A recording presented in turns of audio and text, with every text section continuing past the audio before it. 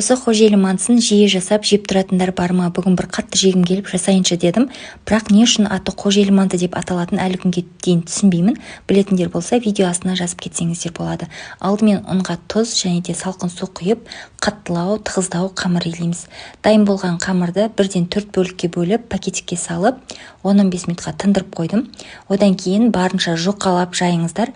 Бұл мантының ерекшелігі де сол жұқалығында және де үлкен-үлкен болып кесіледі, және де ортасына салмасы аз-аздан салынады.